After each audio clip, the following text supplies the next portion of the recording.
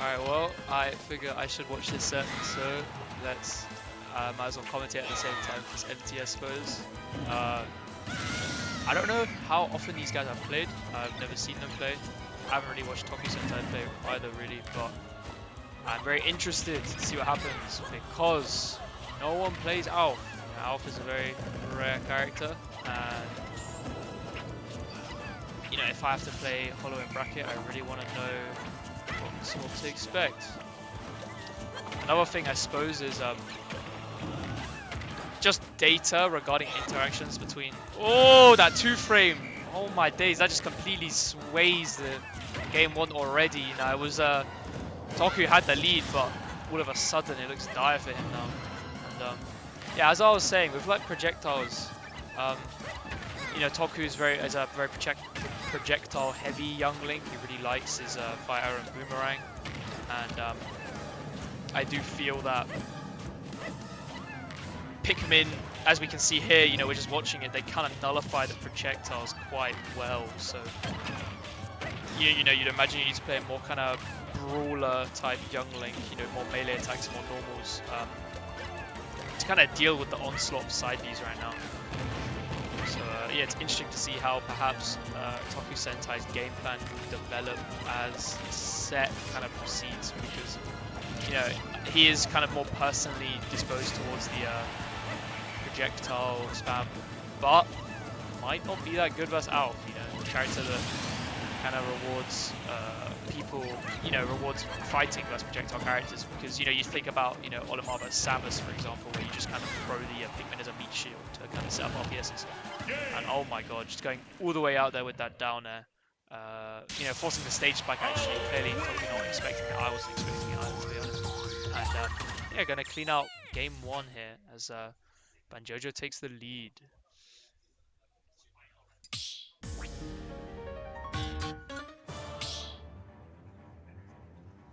So winners semis of Smash Mania 5 right here. We you know, Hollow, I believe, had to fight Quality to get here. Tokusentai had to fight Candy, I think.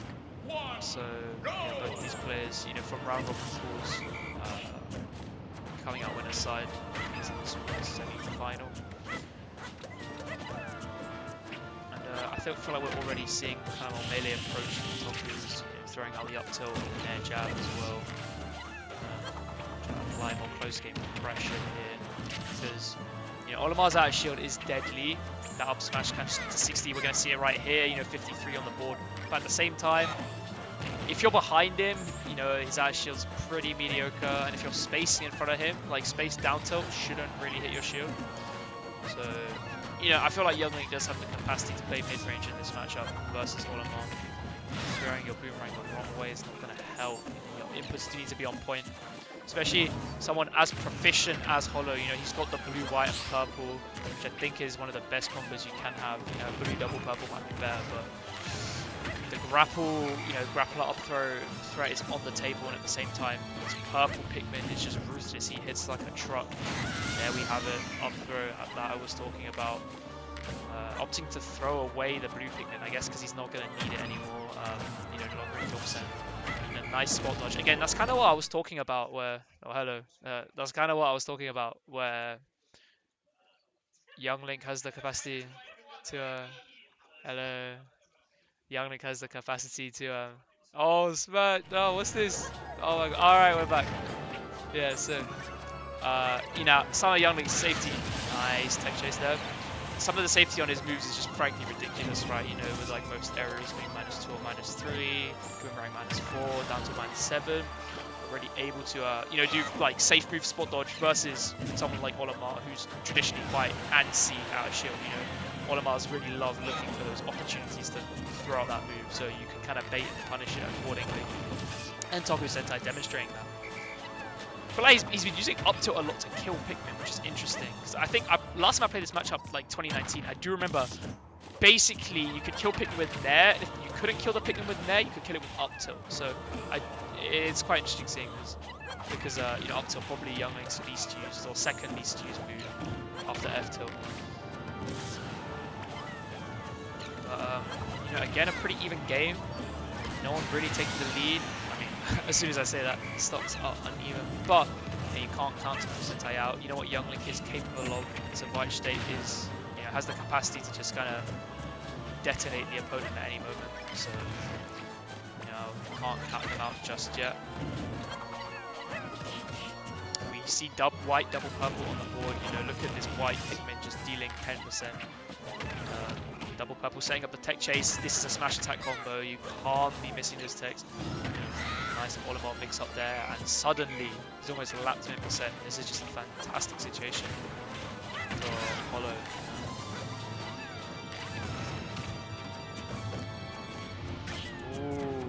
Tokusentai really being aggressive with these jabs. I really like what I'm seeing here. And I don't know if I assume that was a read because that was just so lightning fast on F smash. But I really like the jab and trying to wait for the panic option. It's really great stuff. Because Younglink's jab 2 is -6. Ooh, the Zell of ledge. That was nice actually. The spacing of that.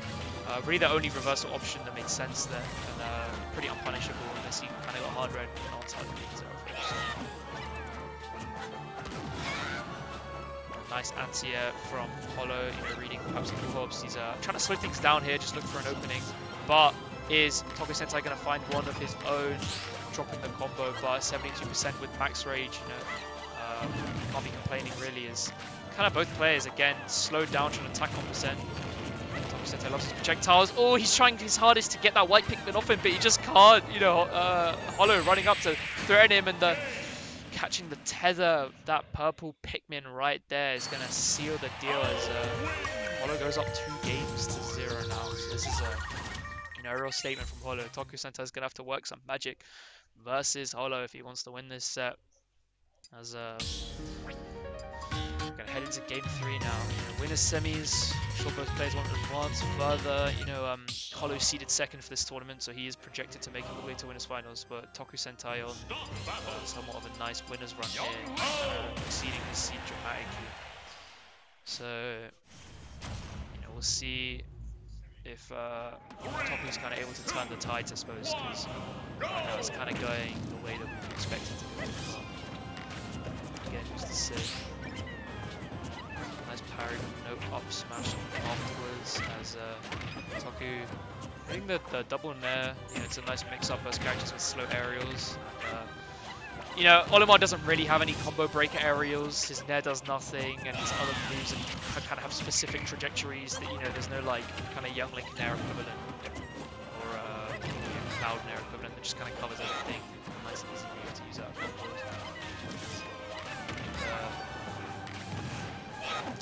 This is kind of a change of pace from what we're used to. As Tokusentai has taken the lead, perhaps for the first time.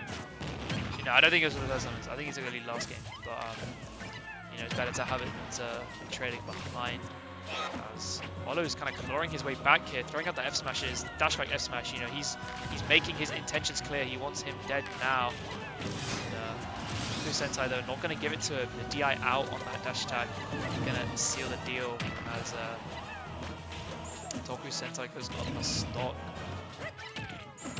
Ooh, the Nair just beating through the F smash. That is good data for me. Oh my god. Nice whistle. I believe that's frame 2 armor. Cheeky little combo breaker there as then a simpler off the tech. Sometimes inputting off the tech situations, it can kind of leave you a bit frazzled, right? Be a bit discombobulated and disoriented. Not working out for Tokusentai there as Hollow now with the up smash back air, trying to bring this back into his favor. More dash backs. He knows that Tokusentai is going to be going for this full up area out of the corner, right? Younglings love doing that. And again, we see another full up area out of the corner. Wondering if he's going to find this purple F smash that he so desires, but he runs into that, dropping the combo. It can really be hard in real time when you play Younglink to convert off like every single projectile hit, because there's just so many factors regarding positioning and rage and which hitbox. The bomb spiking, that's a very weird occurrence. It can happen, but it's quite rare. No 2-frame from Tokusentai as Hollow fights his way back to the stage. Now the reversal from ledge is going to cost him a 2nd stock. It's so risky. Hollow was expecting it. Nice block string, the dash back arrow, perfect stuff from Tokusentai there. Really nice string as he secured his the 2nd stock of Hollow. These normals coming out, that's safe on shield. Come on, man. Nah, that won't do. 49. Honestly, not terrible, but 71, you know, might be a bit terrible now as we see the threat of that down there. He's lost many stocks to that down there so far in the set. You don't want to lose another one on your winner's life right now. As, yeah, okay, both players kind of slowing down a bit, I suppose, but getting into out shield range for that back air, you know, Holo rather, kind of piecing it together, neutral, you know, he's got his purple ready, he's got double purples out, he knows what he wants. But can he find it? That bomb being a real disruptor there. You know, bomb seems like a real power in this matchup. But the dash F smash here, reading that option, going super deep for the down air, not going to find it. He's carrying 2 Pikmin. That's quite a slow recovery. Gives Toku some time to readjust. But he rolls into it again, going for the rollout. And wow, that up smash was crazy. Because usually up smash wouldn't scoop there versus Olimar, but because he ran and he pushed him off the stage, Olimar went into freefall and his hitbox kind of like, you know, the animation changed and he kind of got shifted back into the up smash range. So yeah, wow. That plot thickens. Tokusentai takes a game. That projectiles, I mean, I was saying at the start that perhaps projectiles might be a bit useless, but I do feel like they are kind of finding their mark. You know, I think as this set is progressing, Tokusentai is getting the right balance of projectiles and normals. However, that's enough about the intricacies of Olimar Youngling. We're on to Banjo Youngling now as Holo brings out his trusty main that he swore he quit last week, but he obviously hasn't. You know, the same Banjo that has given him so many good results is the reason why he's a contender for the PR season, for the PR next season. I mean, that Wandering right off the bat is just telling me something. Like, this is a new matchup. Like, this is fresh. Again, this is exactly what it's telling me. You know, Toku has to readjust. He's got to readjust because he wasn't playing versus Wandering last set. He just played 3 games in a row without Wandering, and now suddenly he's got to start factoring that in. He clearly hasn't just yet. He gets this by a 3rd as I'm saying this. He goes for the 4th, but perhaps too much dip on his chip there as he finding the kill. Yeah, the 5th. Yeah, just come down through. Not going to guide this point. But yeah, you do see what I was saying there with how different pacing. Holo really, you know, aware of this. He's a seasoned competitor. He's abusing it to the fullest extent. But yeah, this was looking great for Banjojo, or Holo rather, but now it's, I mean, it's still looking good. He just took the first stock. Before that, it was looking pretty even, if you know what I mean. Like, it was kind of back and forth. You know, he took the lead, but that is 15. That's actually like pretty good for Banjo standard. I feel like most Banjo normals do like 2%, but that is 15. That's not bad. Anyway. Yeah, Banjojo, you know, Holo, no Wonder Wings on the board to just try and get some extra credit with these grenades right now. Nice dash grab, big RPS win for Holo here, as Banjos love going for smash attacks when they have you in the corner, you know, because you really don't want to jump into a grenade, but not going to find a mark there. As nice anti-air. Oh, that was so clean. You know, the autopilot fastball nair from Youngling. Just getting sliced by that bird slap from the platform as well. That looked fucking crazy. And this is a big lead. You know, he's been lapped in percent now, and they just keep coming. He's got 7 more. That's 2. He's got 7 more. You know, you can't. You know, Holo just looks comfortable now. He looks like he's in his element, right? He's back on the trusty Banjo. He's played this matchup before. You know, he's fought Toku. He's fought me as well. No Wonder Wing there. He fought in the grenade animation, but at this point, you know, it's kind of all eyes on Banjojo, you know, just sealing out this stock. You know, can Toku work some magic? Oh, the conversion there, Jalbon, that looked like a true combo. And opting for the Gentleman because the Boomerang was returning smart. Toku just trying to claw his way back, tooth and nail. You know, we see these bombs come out, the projectiles, the wave bounce. Just kind of bring out any tricks that can net him just the more percent that he needs if he wants to stay in winners right now. The movement option of no Wonder Wing there is quite funny. Oh, he just knew what was coming next. But crazy good mash. I can't mash like that. And the up tilt will seal it. You know, Toku was kind of downloading the Olimar, I would say. You know, he's getting the hang of it.